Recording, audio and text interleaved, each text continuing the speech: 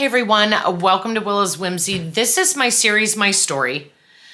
I've tried to do this before and I get triggered. And so what I'm trying to do this time is not go into every specific detail and try to share this from a mental health point of view so that you can kind of get a feel for what my struggles are, what things were naturally there, what things maybe trauma affected, blah, blah, blah, blah, blah. You get the gist. And I've talked repeatedly about shame, and I had shame for as early as I can remember.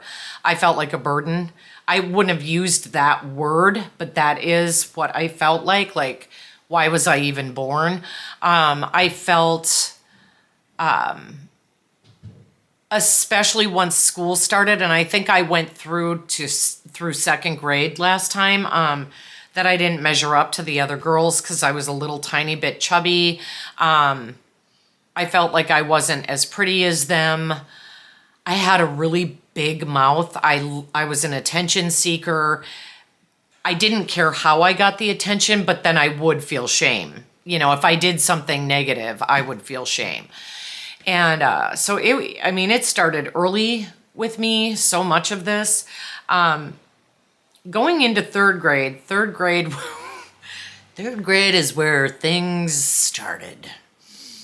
And I've shared some of the mental health stuff that was already present and some of the trauma, but the first day of third grade, I was in Mrs. Radke's class, and I sat down at a desk, and I don't remember if I talked about Kirsten last week or not. Kirsten lived at the exact same address as I did, except the street up from us. And we went to kindergarten first and second together, but we never really hung out. I had met her before kindergarten started, and she had roller skates on and wouldn't let me wear them. So I pushed her down, took the roller skates off, conked her in the head with one, and then her mom tracked me down and screamed at me. So that created a lifetime of being terrified of her mother. Anyway, I will never forget that. We had the desks, the chair was attached and it could swivel, and then your desk, like, you opened it up like that. And I remember trying to be cool in front of her and Kirsten and like putting my stuff in my desk, and she was putting her stuff in. I remember I shut my desk drawer really hard. I'm like, God damn it, man. Trying to be cool. And then she did the same thing, and I was like, she swears. This is cool. We played off each other a lot, and it was the beginning of a lifetime, at least a lifetime through high school, of shenanigans and just, oh my gosh. Yeah. Her mom was a single mom, and I don't go into too much into other people's stories, but she and I, we clicked, and she, like Lisa, because I talked about Beast, my bestie Beast, and how she and I hung out the first time in second grade. We were willing to cross lines, and oftentimes did. And what I can tell you about Kirsten, she lived a little closer to me than Lisa did, and so she and I oftentimes during this young age, third grade, fourth grade, hung out together more than Lisa and I did, although Lisa definitely was involved. So her mother smoked cigarettes. We would steal her cigarettes. She always had a carton at a time, so we'd take one out and then put the rest of them back in so you couldn't tell that one had been removed. We were 8 years old doing this, so we're smoking cigarettes, or 8, 9, third grade.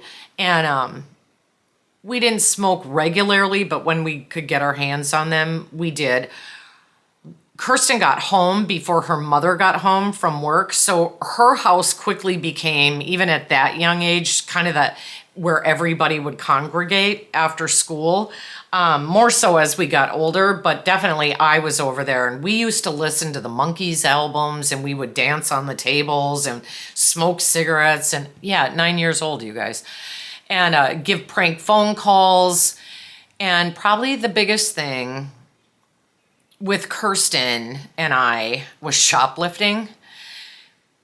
There was a huge Zehrs Shopper City, so think Walmart, pre-Walmart, right by us, and we would go over there.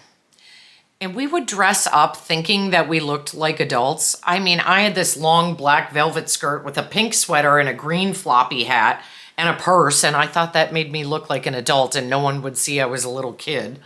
I don't remember what Kirsten wore, but we would steal candy and gum, and we'd sell it at school. I mean, we literally were little entrepreneurs. In fourth grade, we were what's that word? I want to say perusing, whatever. We were at Zehrs Shopper City, and we were in the toy section. So that's what kills me too, is we're still little kids. We wanted to look at the toys and the Barbie dolls and the Barbie clothes and all of those kind of things. But, then we were going and making a killing on candy bars and gum and treats and donuts and snacks that we put in this huge bag I had to sell them at school. God. We never got caught for that.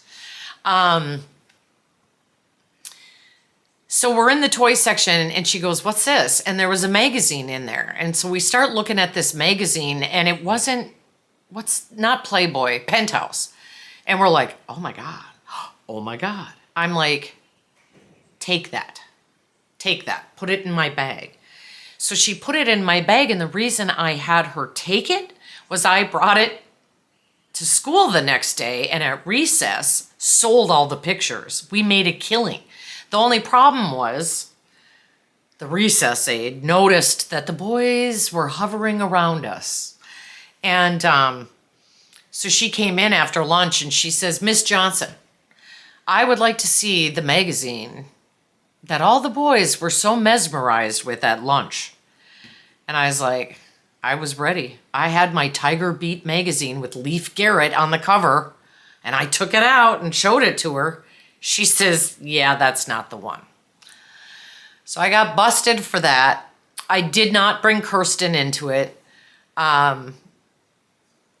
I will tell you that when I went to the principal's office, he had the magazine in front of him.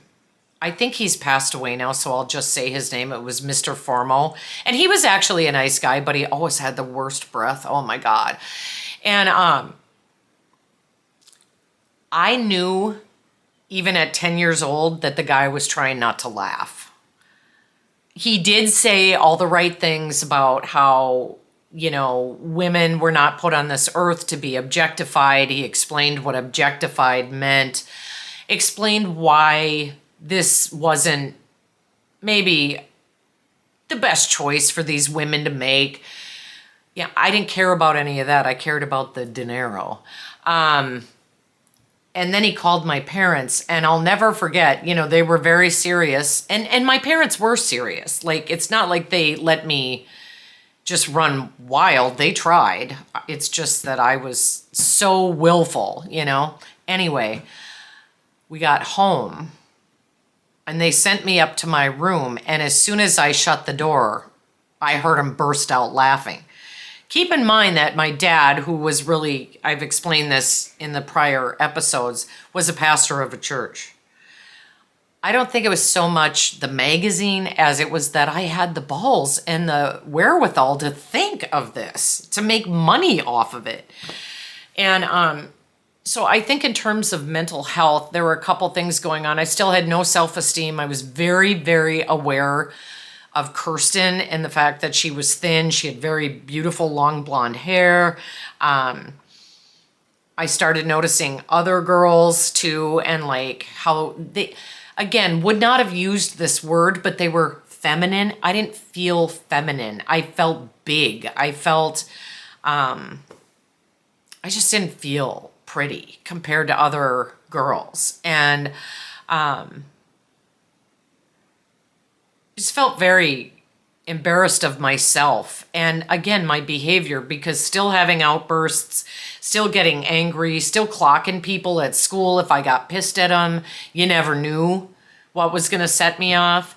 And then I would feel all this shame about it. But even though I felt shame, I kept repeating these behaviors because it got me attention. And I so badly, like, it was just a vicious cycle. But of course, I knew none of this or how to put it together in a way that made sense. I don't even know if my brain could have, like, figured it all out, if that makes sense, because I was 10 years old, you know? I think the big thing that came through too was risk taking. You know, I talked last time about the boy who always hit me and punched me and made me take all my clothes off in front of the other boys. You know, I had he had let me go, and I circled around and cycled back knowing what he was going to do to me. It was almost like a moth to the flame kind of thing. And wanting validation from the wrong people and be willing to do things that went against, I don't know, can a 10-year-old have a moral code? It wasn't even that. It was that internal knowledge that this doesn't feel good, that I really don't want to do this. And so, you know, very strong risk-taking behavior started then, the shoplifting.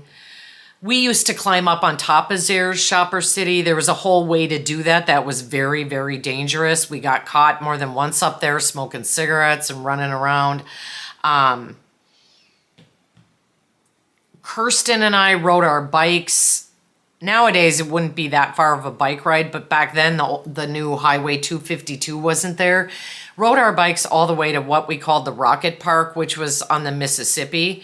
We left our bikes and got in the river and got carried away, like in the current, and we lived to tell the tale, clearly, but there was no filter, there was no stop button, there was no warning, you know, sirens that went off. It's like, if I thought of it and it sounded fun and exciting, I just did it. So I'm going to stop there, and we'll go, you know, we'll just keep going along.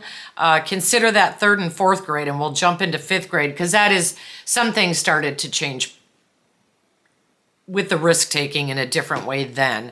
But we'll go into it then. Thank you so much for watching my channel, you guys. I really, really appreciate it. I appreciate all my new subscribers. I'm growing, and that is exciting for me. I'm a very, very little channel and have been for a long time. So even getting a couple subscribers is like a huge deal to me. I love it. Thank you. If you would give this video a thumbs up, subscribe to my channel, hit the notification bell so that you always know when I upload a new video. And feel free to comment. I'm trying to build a community of love, support, knowledge, learning, respect for everyone. So I hope you have a great day, you guys, and I'll be back next week. Bye.